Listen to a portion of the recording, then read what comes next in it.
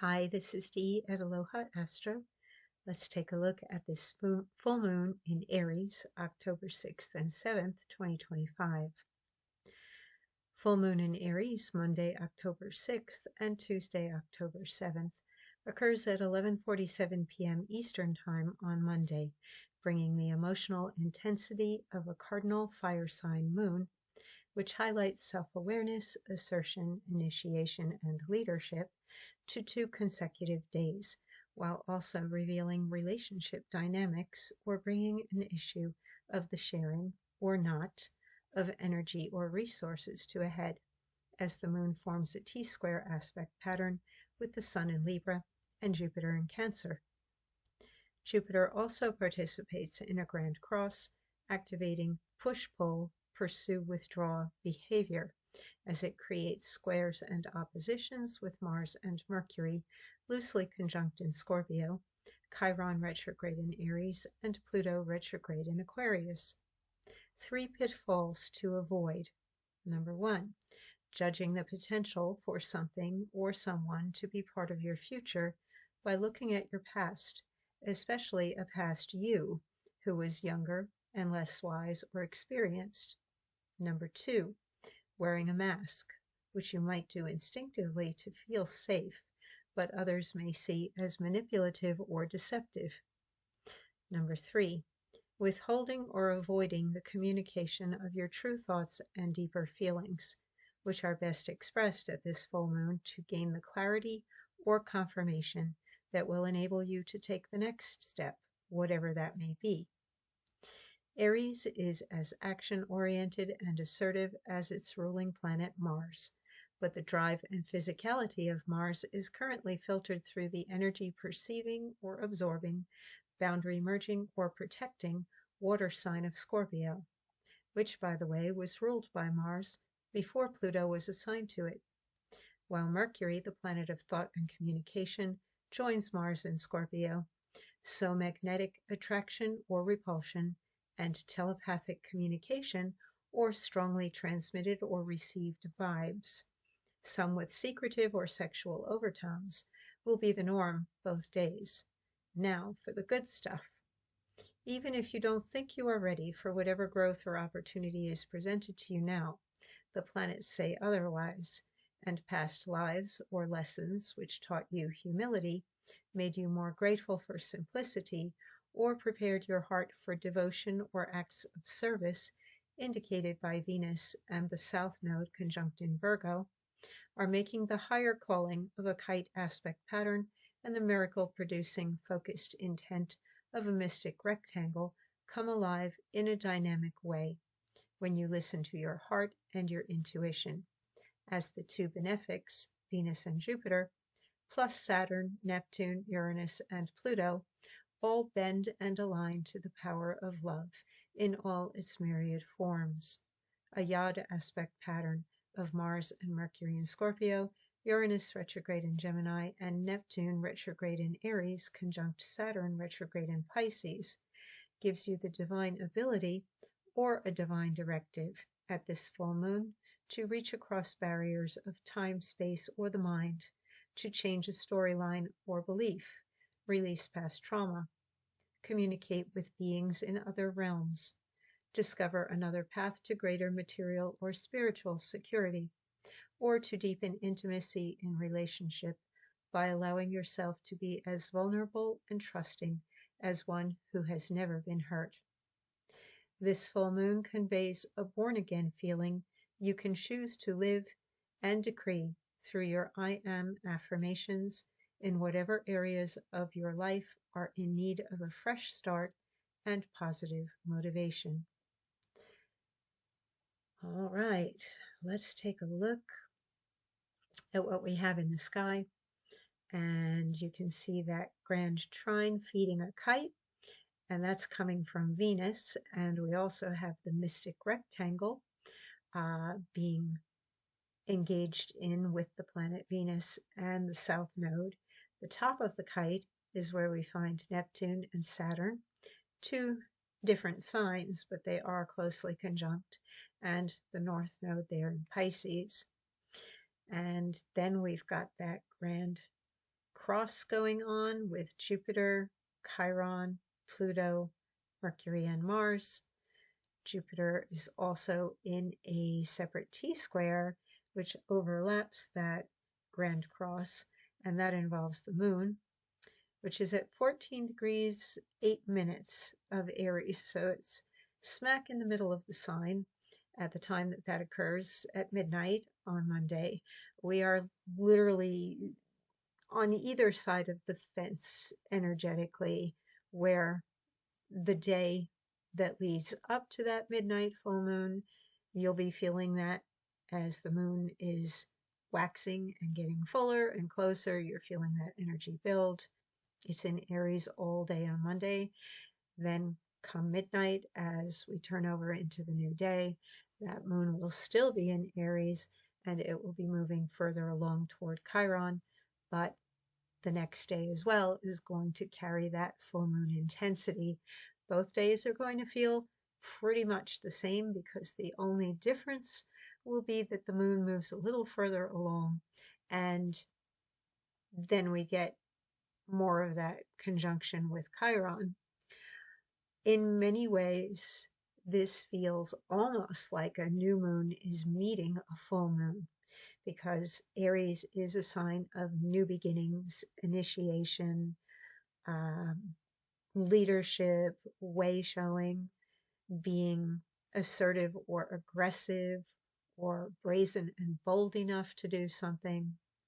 And even though the moon is hampered a little bit by that T-square, it's still looking for something new for you to do, or to bring out that feeling in you that you are now ready to let go of something and move forward. Now, whether that's an internal letting go or external or both, and what area of life would that be in? Well, you can see that there are so many planets interacting right now. If you overlay this on top of your own natal chart, you will find that there is a transiting planet sitting most likely on at least a few, or very close to a few, of your own natal planets. So you're going to feel kind of like you're in the middle of a pan of popcorn popping. And Aries brings in that fire energy, which stirs things up, gets things moving, quickens ideas, quickens action. It always helps to look at the planet that rules a sign whenever we have a lunation, to take a look at, okay, moon in Aries. So what is Mars doing? And here we see Mars and Mercury loosely conjunct. They're in that yod, which is really a very interesting yod, because this kind of makes you a bit of a magician who can slip in and out of realms. The Pisces energy and the Scorpio energy, particularly water signs, and there are no boundaries with that. In the eighth, we're merging with another, empathizing, sympathizing, and being able to see beyond the veil, besides the merging with someone else energetically. And the 12th, that's other planes of existence and the all that is, where there are no boundaries at all whatsoever.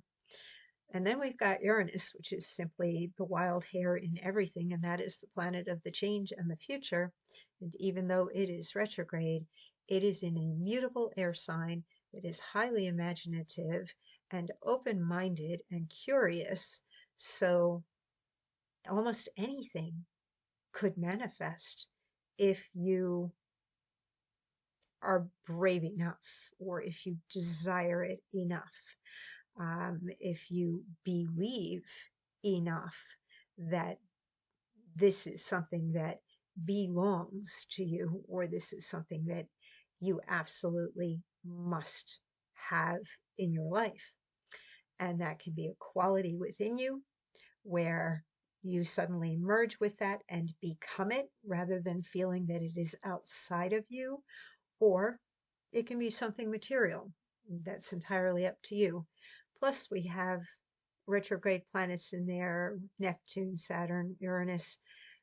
The ability to be changing the timelines or the storylines, that time is not really linear with that yod right now. And Saturn and Neptune in the North Node, whatever is truly highest and best for you, I think you can intuit that and figure it out, or the universe is definitely smacking you up the side of your head right now.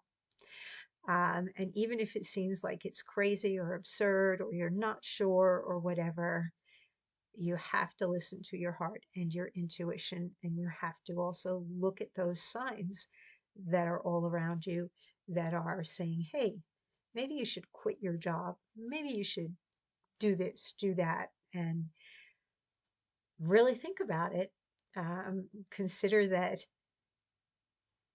no matter what you do and where you go, as long as there's some change involved or growth or further advancement for you in some way, as long as you are not sitting still, stagnating, you are going to land on your feet and you're going to figure it out as you go along.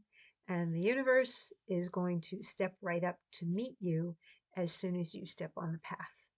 So that's the bigger message there of that yod, with Mercury at 0 degrees of Scorpio, Mars at 10, and Neptune at 0 of Aries, and Saturn at 27 of Pisces, Uranus at 1 degree retrograde, Gemini. Jupiter has a standalone trine. Well, actually, no, it's not really standalone now. It was for the last few days. Now it is in a mystic rectangle with Venus. That's because Venus has moved forward a bit. This past week, we did have Jupiter trine to Saturn and Neptune, kind of outside of any other aspect pattern or configuration. Now we have it locked into a mystic rectangle. And for anybody who's listened to me go on and on about astrology in the past, that's an interesting pattern because it does take the energy, which can be quite challenging, of the two oppositions in that red X there, and it boxes it in with the trines and the sextiles to create that rectangle. I look at it like taking 4 horses and putting them yoked up together to a stagecoach. You're not going to get the miracles or the magic out of that mystic rectangle, though, unless you just keep moving forward. Don't listen to anybody else telling you that something can't be done.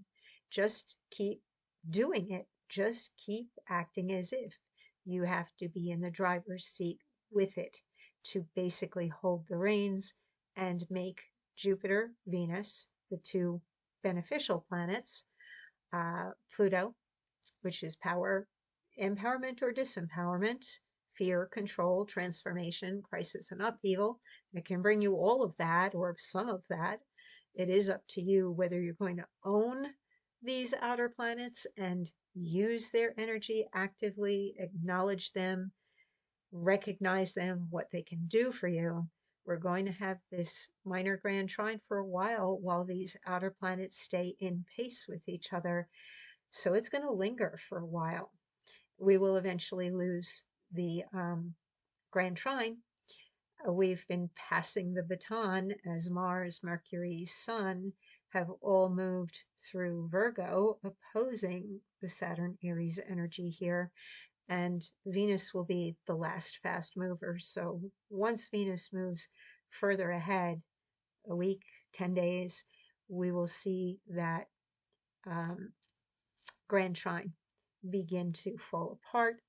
And then we're simply going to be seeing that minor grand trine up here with Pluto, Saturn, Neptune, and Uranus still being very active. And basically right now it's pulling on Venus in Virgo. And Venus in Virgo, the way that love or affection, pleasure is felt with that planet in that sign, is needs oriented, problem solving, and expresses love through selfless service, caring for others, finding something purposeful and doing it, loving what you do, being grateful for what you have, appreciating simplicity and some of the quieter qualities like modesty, patience, quietness, integrity, simply kind of living. I look at the Virgo and the Pisces energy as being kind of saintly monastic because Pisces rules the 12th house, which does rule things like monasteries and spirituality. And Virgo rules the 6th house, which is a very physical house of doingness and of being of service to others, but it is very physical. So that opposition being activated there with the planet of affection, pleasure, desire in a sign that wants to fix, heal, make things better, be purposeful or of service, and also pare things down to what is most essential is putting all the energy up to the top of the kite, as well as activating that mystic rectangle and directing it all again through the rectangle and the kite up there to Saturn and Neptune. And because Neptune is in Aries, that resonates with two other things in the sky that are in Aries at this time. And that's the moon, where some of the things to look at, Neptune, beauty, healing, and inspiration. Do you need any? Should you be giving some? What does that mean to you?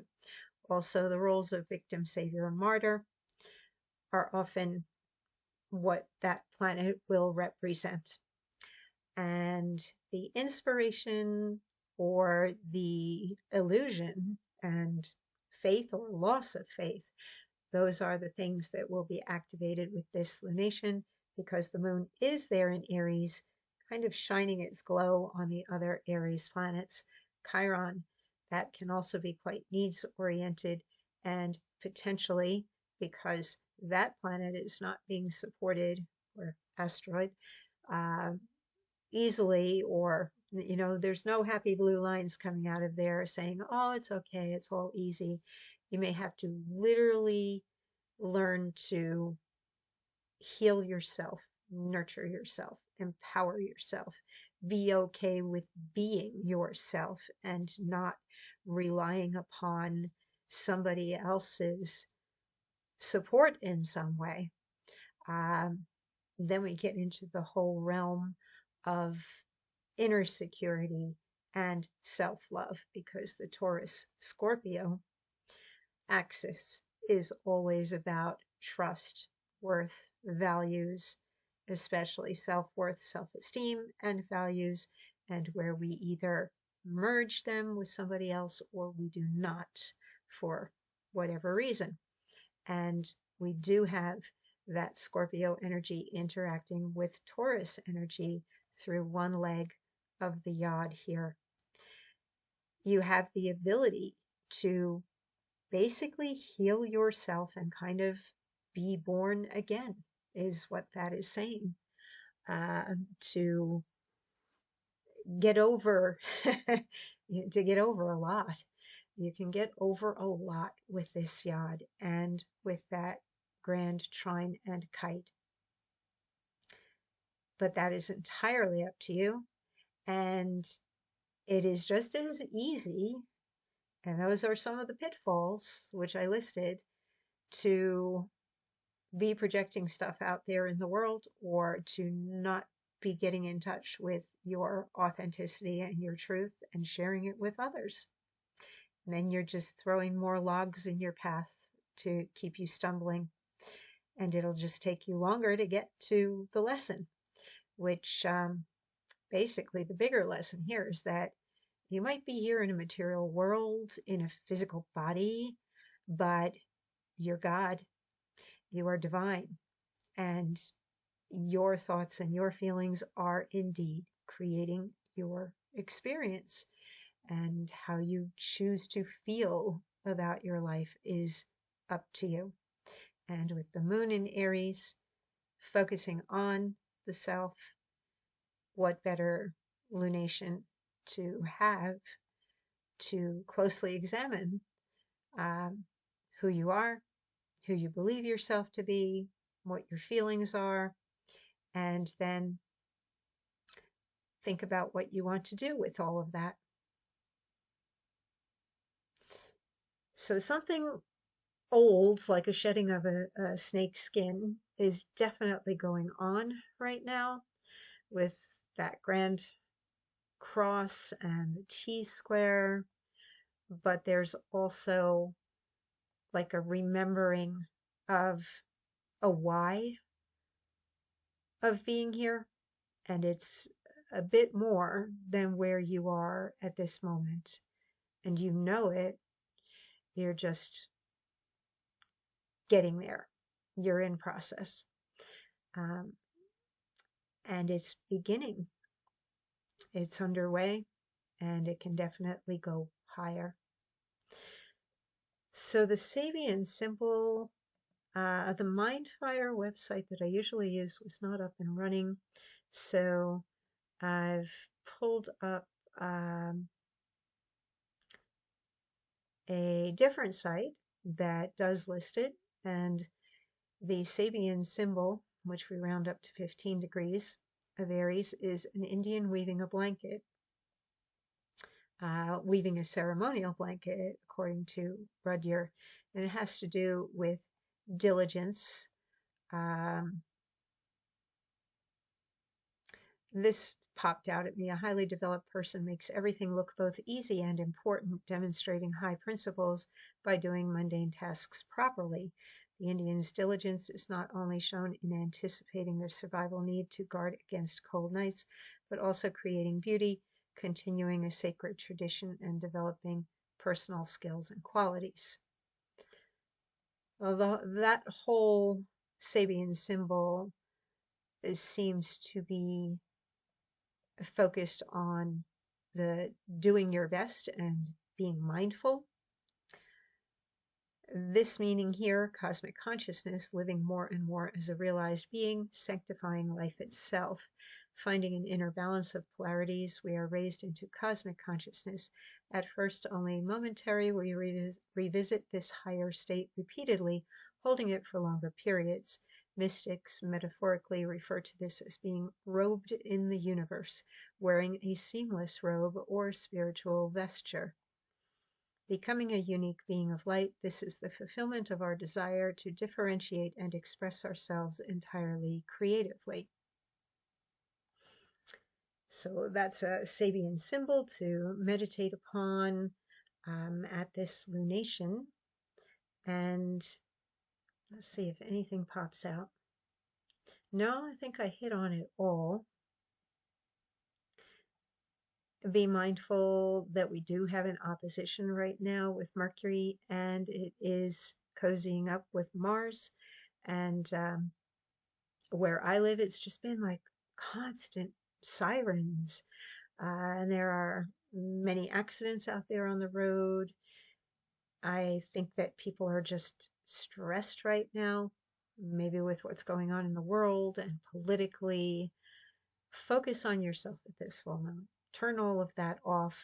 Pay attention. Be in the present moment. Be mindful. The world will wait. Take care of yourself and be safe on the road. And I'll be back again on Wednesday with the forecast for Wednesday.